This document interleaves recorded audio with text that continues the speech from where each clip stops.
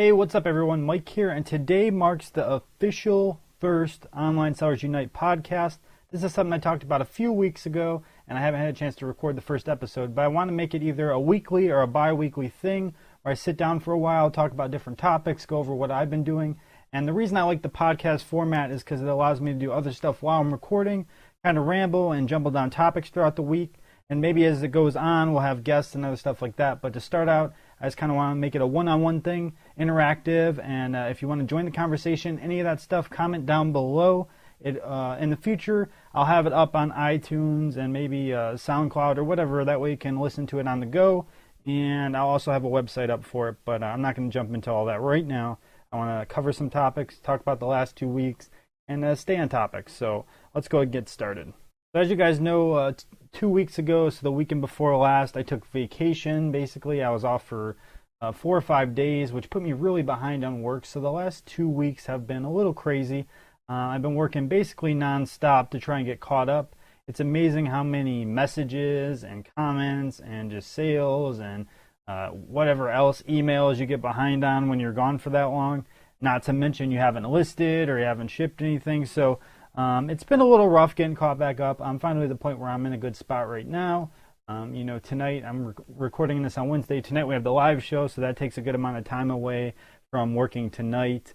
And then tomorrow is actually my birthday. I don't know if I'm going to do anything for it or not. I'm the kind of person that firmly believes after you're 12 years old, you don't celebrate birthdays anymore. But a bunch of my family members mentioned, "Oh, it's your birthday. We should go do something." I'm just like, wait, I'm going to be 24. We still do things on our birthday in 24. It's really not a big deal to me.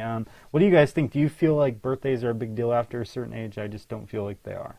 But anyways, I have a list of topics here I really wanted to talk about, and I think they're all important, and they matter to most sellers. So I want to go over each one and get your input on it. So if you're listening to this, you have time at some point, go ahead and comment and tell me what you think.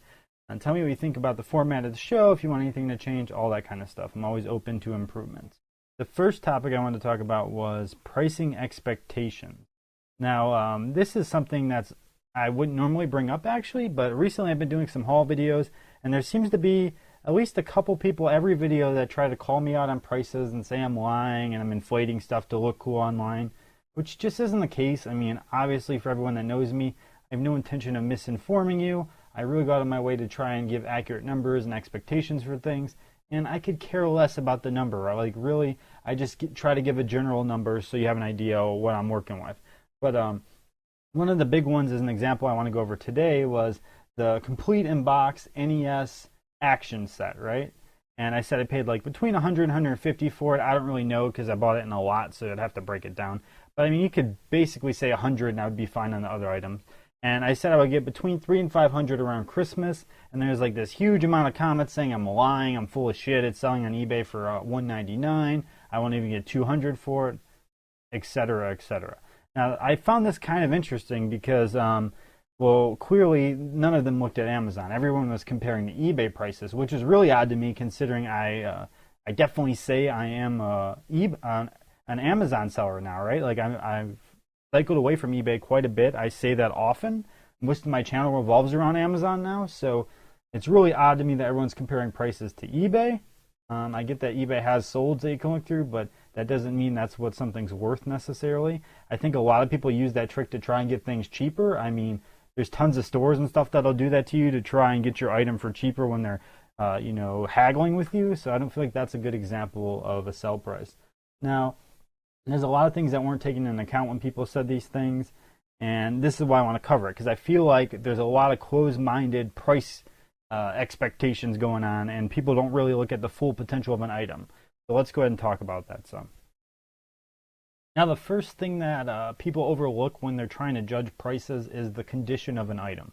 And a great example of this would be just this past week, even 4 days ago only, I sold an original Game Boy, which regularly sell for $20, right? You can get them anywhere for $20, maybe less. And I sold it for $50. Now, most people would be like, well, that's ridiculous. How'd you get $50 for it?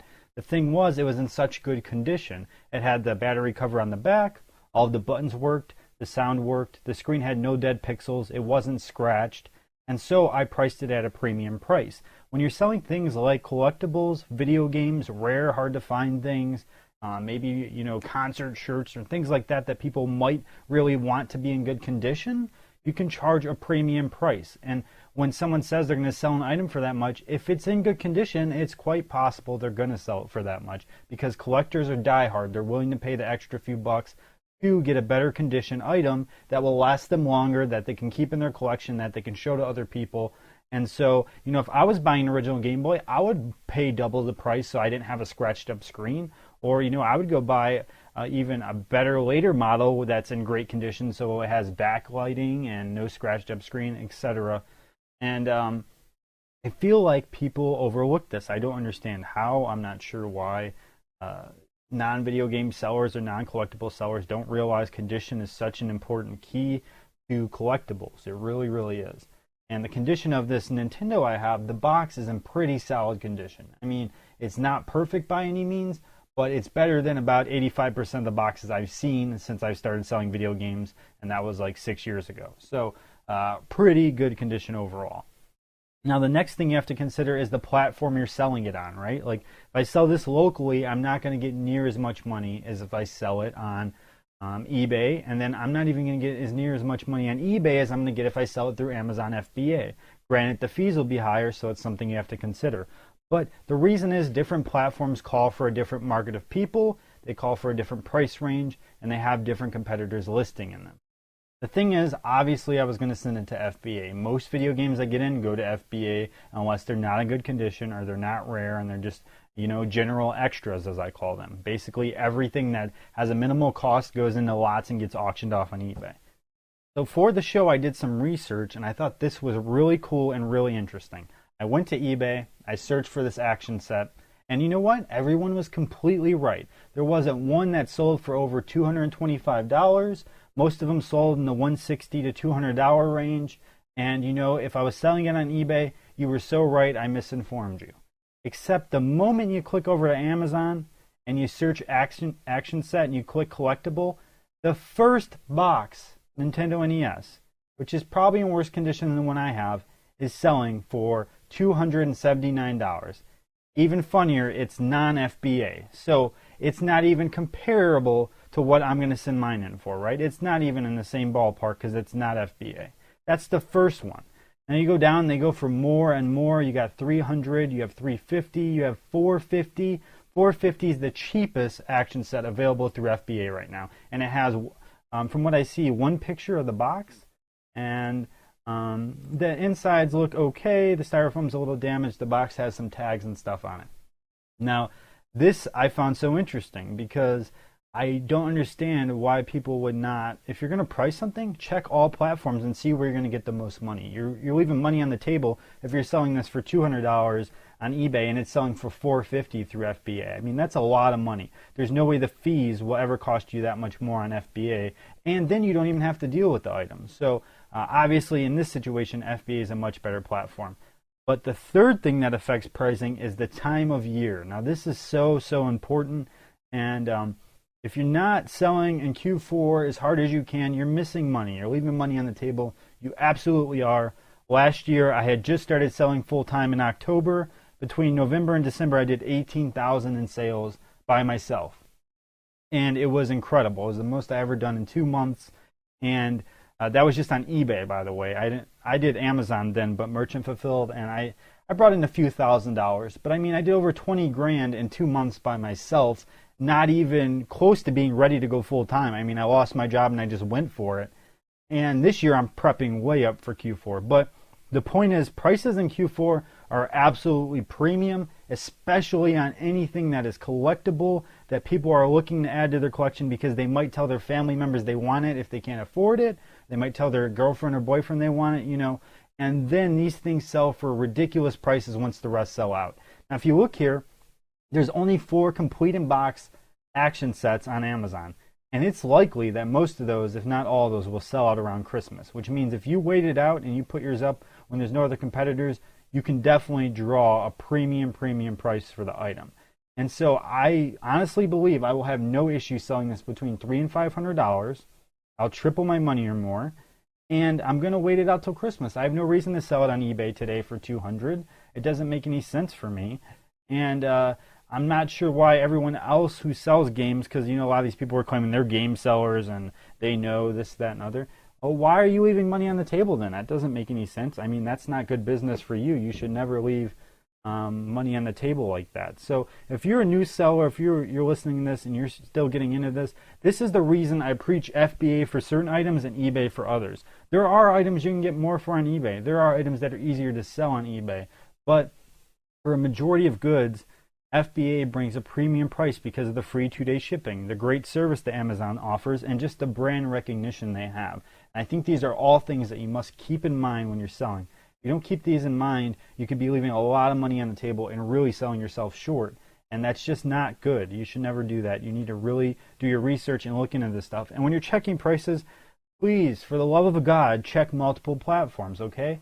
Amazon and eBay aren't the only sites. Check Craigslist, check Google, check everywhere you can and get a good, accurate depiction of what you should sell this item for. So all in all, what I'm trying to say is make sure you price accordingly, do your research, and don't necessarily jump on someone's back when they're saying pricing unless you understand clearly where they're selling it and what they're selling it for, because there's so many factors that affect pricing that it's, a lot of people jump to conclusions really. Now, another topic I wanted to talk about was list it and forget it. Now, this is something that many people that I follow or I've known over the years, they live by it. They absolutely believe in it. I would say the number one person I know that preaches this is probably Jason T. Smith. And, basically list it and forget it is you list your items on eBay, you put them good till canceled, and you just wait for them to sell. Now, for years and years, I thought this is a terrible business plan. I don't understand how it can work. But I think the main thing behind it, what makes it work, is having a good amount of listings and consistently listing items. And since I've never done that, it's never worked for me. But recently, I've only had about 50 items on eBay. I decided just to let them sit, put them good till canceled, not worry about them. And my sales have actually been doing really well recently on eBay. I mean, I sold about 10% of my items in the last week, so like 5 or 6 items, and pretty big sales overall. I finally sold that vintage cow leather jacket I had, and then I sold that London Fog trench coat I had, so 2 jackets. I sold a hat, some video game controllers, a couple lots, that kind of thing. So I want to know what are people's thoughts on list it and forget it? Do a lot of you do that? Do not a lot of you do that? And if you do it and you're successful, how many listings are you running? Because I think it varies drastically, and I think it makes a huge difference. I'm going to give it a shot. I really am. I want eBay to work so much. I really do. I love eBay. I used it for years and years and years. It was my absolute favorite platform to sell, and things had changed so much that I just didn't enjoy it anymore. But I'm trying to slowly add listings each week, even if it's 20 or 30 a week.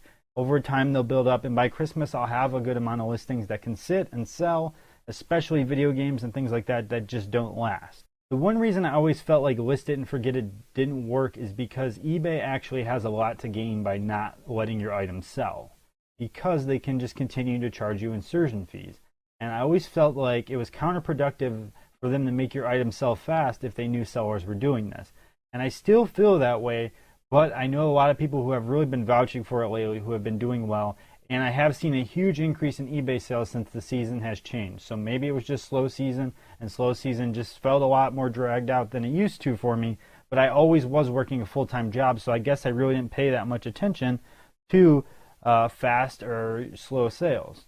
So I'm going to go ahead and give it a shot, see how it goes. And if I feel like fees are building up and sales are not, then maybe I just won't worry about eBay so much anymore, and I'll just auction off lots when I have them. But I want eBay to work. I really enjoy eBay. I like getting to talk to customers and sell cool things over there, and being able to go out and thrift and find other things besides video games, because I do find thrifting interesting. I love going to garage sales and especially flea markets and those kinds of places. It is a lot of fun, and I can understand how people get addicted to it and need to keep sourcing, and that's all they want to do. And that brings us into another topic I want to talk about. Sourcing versus listing. Now, there's a lot of sellers with issues where they continuously source, but they do not continuously list. And this is not a good habit to get into. Before you know it, you're running out of space, and you're getting behind, and you don't have money in the bank because you're sourcing too much. And this was something I used to have a habit of, but I really have broken. I do not let stuff sit around. I get it packaged and out to FBA right away if I can, or if it's for eBay, I try to get it listed right away, and I will not source until I have space. And I was actually talking to George about this in messages for our Seller Helping Seller group, and he's the one that brought up the topic. And it's actually a good topic. You know, there's a lot of people I know who really enjoy the thrifting and hunting far more than they enjoy listing, which is understandable. And there's plenty of people who have gotten to the point where they can hire a helper to list so they can focus on the fun part of the business. Jason has a helper. Terminal 99, he has 2 helpers, I believe, or they're actually full-time employees for him, and they do all the listing for the most part. And once you get to that point, that's great. But if you're a small-time seller, you need to discipline yourself and really say, I bought 100 items. I need to get these 100 items listed before I go and buy 100 more. And another common habit people get into is only listing the good items they found. So like say you found a bunch of smalls that are going to sell for $10 a piece, and you found 5 nice jackets they're going to sell for $500 a piece. They will list the 5 jackets and then leave the smalls sitting somewhere. And before you know it, you have a whole garage full of smalls and things that aren't worth a lot just sitting there doing nothing for you. So get in the habit of just listing the stuff you need to list. Don't worry about its specific value. Don't classify it. Just take it as items that need listed, list them, and then focus on sourcing again. Now, that's not to say if you found a good deal while you still have a bunch of items at home, you should pass it up. Maybe not. But you should not continuously oversource, deplete your funds, and not list things to sell. That's just not a good habit. It's not a good business model, and it's really not super sustainable over the long term if you're trying to get to a certain level. All right, so this last topic was brought up in the Seller Helping Seller group, so I'm going to cover this, and then we're actually going to cover the new eBay update, what's going on with eBay, and what the changes mean for all of us. But this just happened this morning. I recorded this podcast today. It wasn't pre-recorded or anything like that. It's Wednesday. It's 8 a.m. right now. And, you know, someone posted and said they ordered an item on eBay. They're obviously a seller. And the shipping said, it just said expedited shipping. That's all it said, okay? Expedited shipping. Now, that means a lot of things to a lot of people, so that's why I'm going to talk about it. Anyways, they received it first class mail. They were unhappy because it should be priority mail. Now, this is just, I'm quoting from them. It should be priority mail is what it said. What is everyone else's opinion? And you know, there's a lot of discussion on it. There's a lot of people saying they would be upset if it happened to them. There's people saying that they don't believe first class is expedited. And there's people saying that they had similar situations happen to them. But then as I dug further, I realized it's not really that similar in most cases, and a lot of people were comparing apples to oranges. Here's why. The person that posted said their listing that they bought from said expedited shipping. It didn't guarantee a service. Basically, they have a time frame that the delivery is going to arrive between, and that's when it got there. No other issues. They just didn't like the shipping method that was picked because she said that she was charged $5 for shipping and the first class only cost $3. Something along those lines.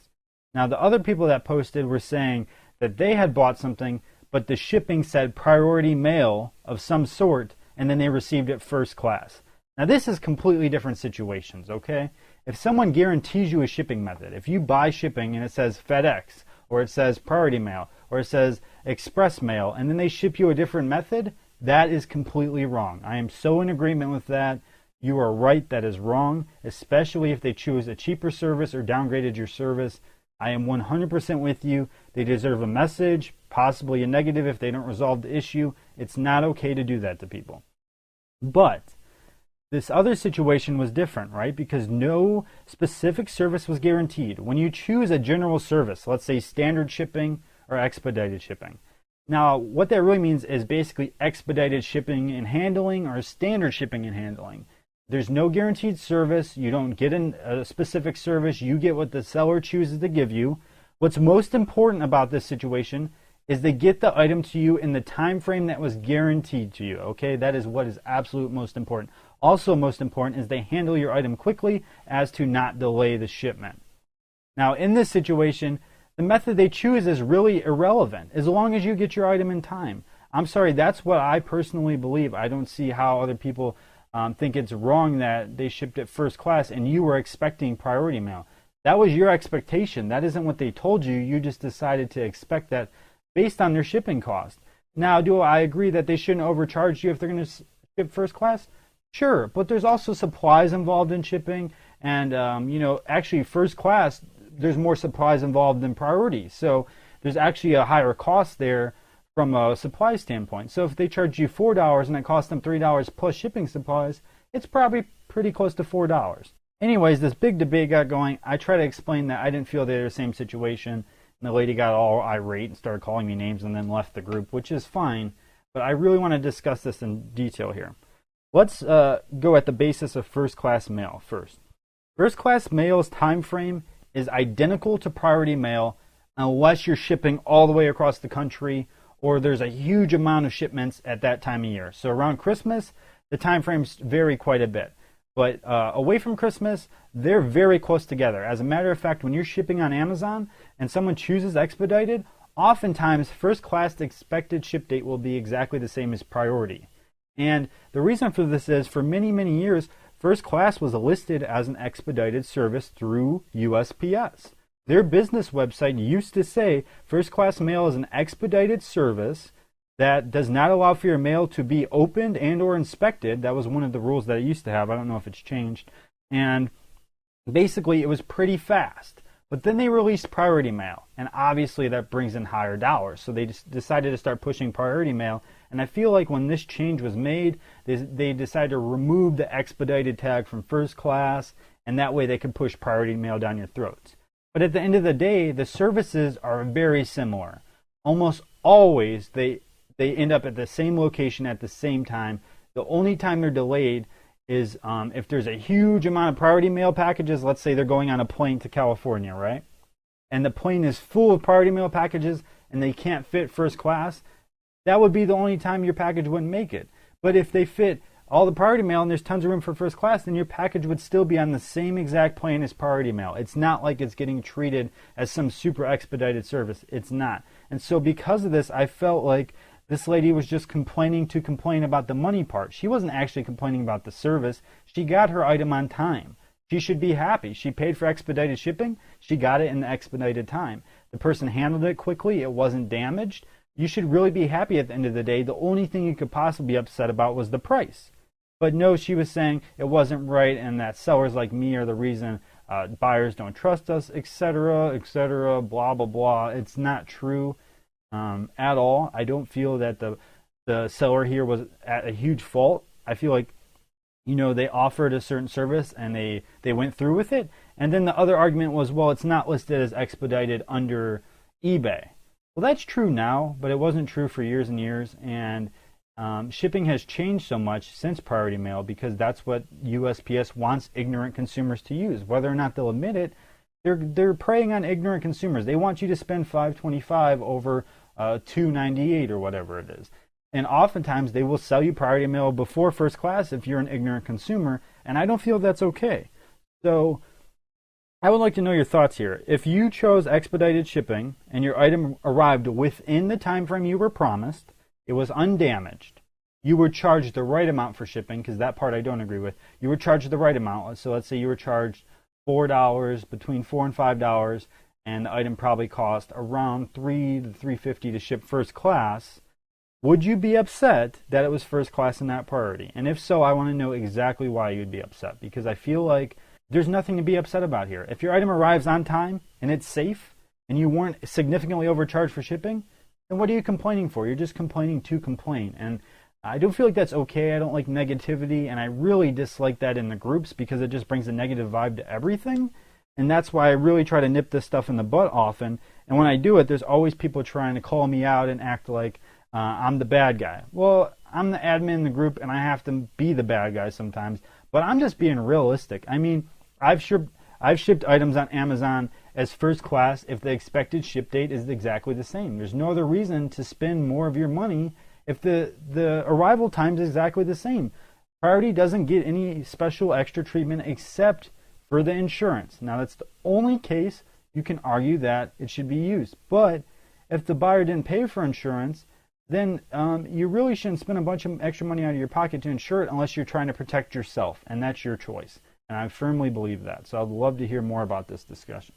All right, so the last topic I want to cover are all of the fall seller update changes coming to eBay in the next few months. They're supposed to start early next year.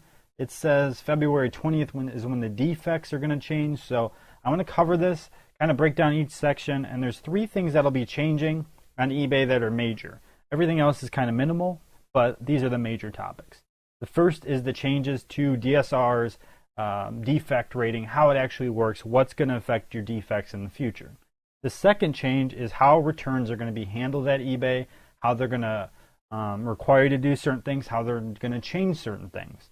And the last topic that's changing is they're going to have a new upgraded seller dashboard, seller interface of some sort. You get one simple screenshot of it, not much more than that, so there's not much to go off here. I'll link everything I'm talking about down below in separate links, so if you want to learn more about it, go ahead and go down below, click and read, but I'll break it down here from what I understand, what I read, and information I got from people I know. Obviously, the most important change out of all this is going to be the defect rating changes.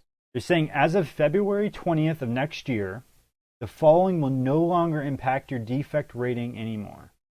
So the first one is buyer feedback no longer affects your defect rating. Detailed seller ratings, so your DSRs are no longer going to affect your defect rate. Returns requested that have successfully been resolved by you with your buyer. Returns, as long as they're handled right, will not affect your defect rating. And then the last thing that will not affect your defect rating, as long as it is resolved, is if you get items not received requests and you resolve them yourself. So I want to talk about this some. Unfortunately, it doesn't go into extreme depth. You know, I feel like they're still working out the kinks here, but they wanted to get some hype going for everyone. It seems like they're really rehauling the defect rate. They really want, sellers to stop being so scrutinized and so screwed over by these ratings. And the one thing that I really can't stand about this is it took a shareholder of the company who was a seller to go to their meeting and throw a hissy fit for them to listen. Before this, tons of people were complaining, tons of people were, sending them messages and emailing them, and they didn't care. But the moment a shareholder said something, changes were made. So that's nice to see, at least, that they did make the changes. It's sad to see it took so long because the defect rating has been around for a good while now. So now it seems like the only 2 things that will affect your defect rating that I could find that are significant is if your shipment arrives late or is not tracked properly, and or if you have an item not received case and you do not solve it yourself. Those seem like the 2 things that are going to cause defects, and that's perfectly fine. Most good sellers will not have issues with this. I have had item not received cases before, and packages get lost and things happen, but I've always taken care of them before it's gotten to where they're opening a case on me and creating an issue. Even if they open a case, you have an opportunity to resolve it before they escalate it. So this isn't a huge deal. Now, the new on-time shipping metric says you'll be recognized for on-time shipping if tracking shows your item was either shipped within the stated handling time or delivered by the estimated delivery date. If no tracking is available, we'll check with your buyer. If the buyer confirms the item was delivered on your item, you'll be recognized for on-time shipment, which means for once you actually don't have to upload tracking, but it is required that your buyer agrees that it showed up. So it still has the opportunity that they could say no and then scam you out of your money. Shipments will be considered late only when tracking shows an item was delivered after the estimated delivery date and there's no acceptance scan within your handling time, or there's no confirmation from the buyer of an on-time delivery. Or the buyer confirms the item was delivered after the estimated delivery date and there's no acceptance scan within your handling time and there's no delivery confirmation by the estimated delivery date. So, just so you know, this says and not or. So that means if you check in your item within the handling time, you're really not going to be dinged for late shipment unless you miss your handling time and it shows up late. That is great news. That means they're not going to ding you for USPS shipping something slowly or not processing an item fast. And that is great news for sellers. The whole opportunity to change the defect rate is really good news all around. So the other thing they announced was the new seller dashboard. They're calling it the eBay Seller Hub. Basically, they have a screenshot of it. It's going to be a new place where you can go and you can have a new type of dashboard, new interaction, new tools to help you as a seller. They don't really give too much information. It's kind of vague. The link will be down below. But if you want to get early access and be one of the first people notified when this is available for beta or whatever they're calling it, you can go to http://ebay.com/sellerhub. If you go there, you can sign up, put your email in, and you'll be one of the first to be notified. I'll link that down below also. Now, the last thing that's changing that I've seen some people complaining about is the new flexible or customized return system. It is saying that everyone will be required to offer a 30-day return window starting next year, from what I heard. Now, that's not a huge deal. I offer 90-day returns around Christmas, and I offer regularly 14 to 30-day returns. It doesn't bother me. And if you're an online seller, you should understand returns are part of the game. There's no getting around them. There's no saying you can't return this item. You're an online seller. You should have some type of return available. Things do happen. People might not need something, or it might not fit. You know, it goes on, and I can understand why certain things that makes you upset, but unless you're selling something like condoms, there's really no reason you shouldn't accept returns. Now, there's a new chart. You can check it out on the page, but it basically says for the fall of 2015, you can customize your return preferences with enhanced return preferences and the ability to return and change refund rules. Automated return acceptance, automated refund and buyer keeps items acceptance, and return merchandise authorization. Those are all things that you can adjust and change now, and we'll see exactly how the settings work.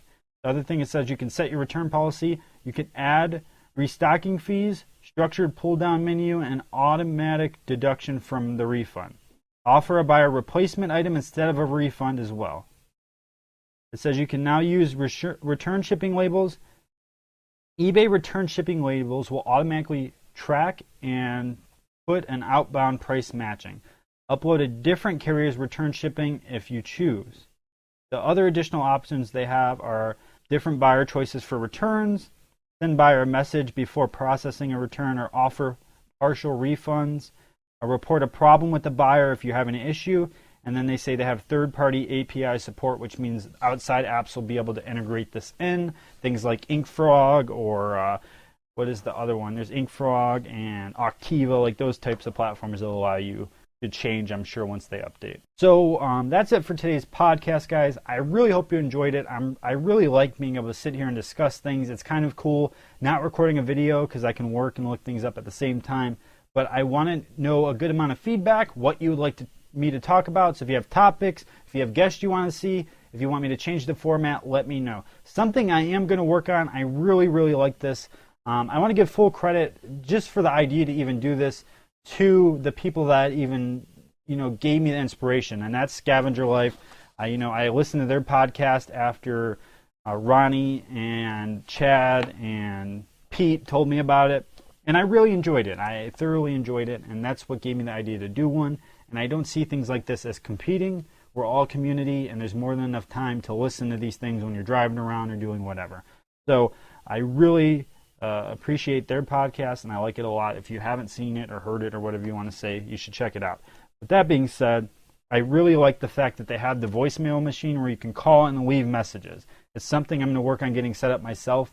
I really, really like that. It's very interactive. It's cool to hear people call in and talk and interact. It's really nice. So kudos to them for really setting the bar high for selling podcasts. And I would love to have something similar and successful like that in the future. This is just the beginning. This episode is actually a lot shorter than I want future episodes to be, but I just want to try it small, get a feel for it, get your feedback, and nothing but great things to come. So thank you guys for all the support previously and for all the support that comes. The channel is doing phenomenally well, and I appreciate it so much. So thank you. Thanks for listening. I'll talk to you all very soon. If you want to connect with me, you can go on facebook.com/onlinesellersunite or facebook.com/groups/onlinesellersunite. Those are my two pages. One is a group and one is my personal page. And you can also subscribe, watch the videos. It goes on and on. There's tons of content for free, guys. So I'll see you very soon.